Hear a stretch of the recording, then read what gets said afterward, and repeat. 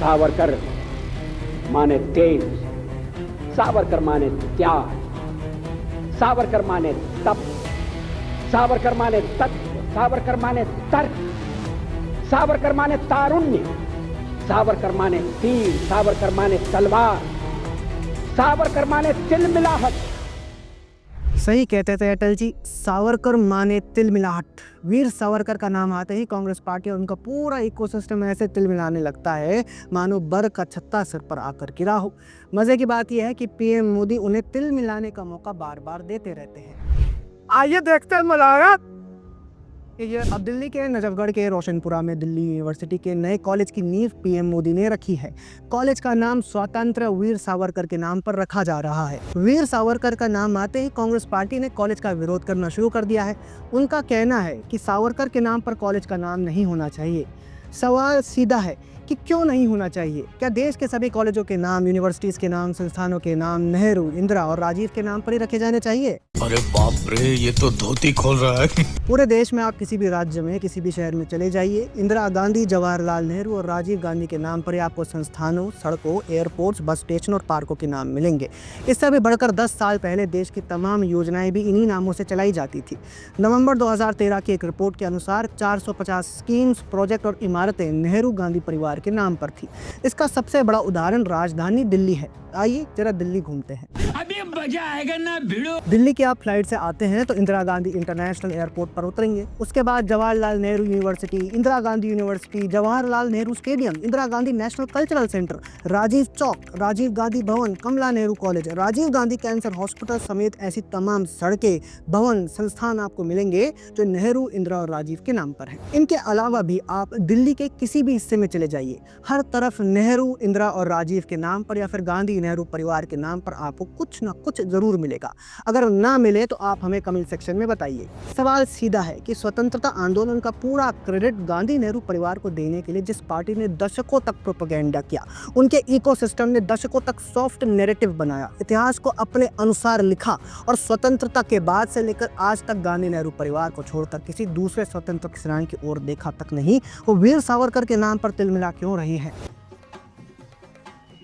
कहाँ कह रही हो?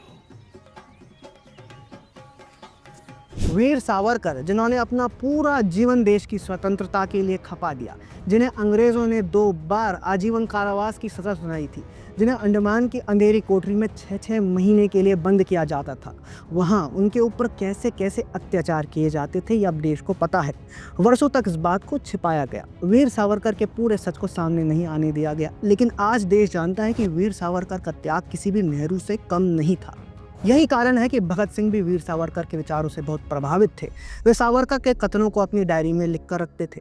वे सावरकर को लेकर कहते थे कि वे तो विश्व प्रेमी हैं, जिन्हें भीषण विप्लववादी, कट्टर अराजकतावादी कहने में हम लोग तनिक भी लज्जा नहीं समझते। जबकि वे घास पर चलते चलते रुक जाते हैं कि कहीं कोमल घास पैरों से मसल ना जाए। ऐसे थे सावरकर। और आज देश ये बात जानता है, समझता है, इसलिए सवाल पूछता है कि नेहरू को काला पानी की सजा क्यों नहीं हुई? कांग्रेस के किसी भी बड़े नेता को अंग्रेजों ने अंडमान की जेल में क्यों नहीं भेजा? क्या बात है सर, क्या बात है सर, क्या बात, ये बात है। अरे सर क्या बात। इसके साथ ही सवाल ये भी है कि कांग्रेस पार्टी वीर सावरकर से इतनी नफरत क्यों करती है? राहुल गांधी कई बार वीर सावरकर को लेकर आपत्तिजनक बयानबाजी कर चुके हैं। उनके नेता तो अक्सर महान स्वतंत्रता सेनानी का अपमान करते दिखाई देते हैं, और अब जब उनके नाम पर एक कॉलेज बनाया जा रहा है तो उससे भी उन्हें आपत्ति क्यों है? कांग्रेस पार्टी की छात्र इकाई NSUI ने पीएम मोदी को पत्र लिखकर कहा है कि कॉलेज का नाम पूर्व पीएम मनमोहन सिंह के नाम पर रखा जाए। सवाल है क्यों? कांग्रेस नेता और पूर्व पीएम मनमोहन सिंह ने ऐसा क्या किया है जो उनके नाम पर भाजपा सरकार कॉलेज का नाम रखते? मनमोहन सिंह की सरकार के आर्थिक तंत्र का हिस्सा रहते हुए देश दिवालिया होने के कगार पर पहुंच गया था। उनके वित्त मंत्री रहते हुए देश को अपना सोना गिरवी रखना पड़ा था। PV नरसिम्हा राव के दबाव डालने पर उन्होंने आर्थिक सुधारों का काम किया, और राव का पूरा क्रेडिट कैसे कांग्रेस ने डॉक्टर सिंह को दिया ये आज किसी से छिपा नहीं है। याद रखिए, 1991 के आर्थिक सुधार तत्कालीन प्रधानमंत्री नरसिम्हा राव की वजह से संभव हुए थे। मनमोहन सिंह की जगह अगर कोई दूसरा वित्त मंत्री होता तब भी राव यही निर्णय लेते। इसके बाद जब डॉक्टर सिंह को सोनिया गांधी ने प्रधानमंत्री बना दिया तो उन्होंने संविधान की धज्जियां उड़ाते हुए सोनिया गांधी को रिमोट से सरकार चलाने दी। कैबिनेट के ऊपर NAC को बैठे रहने दिया। ऐसे में उनके नाम पर कॉलेज क्यों होना चाहिए?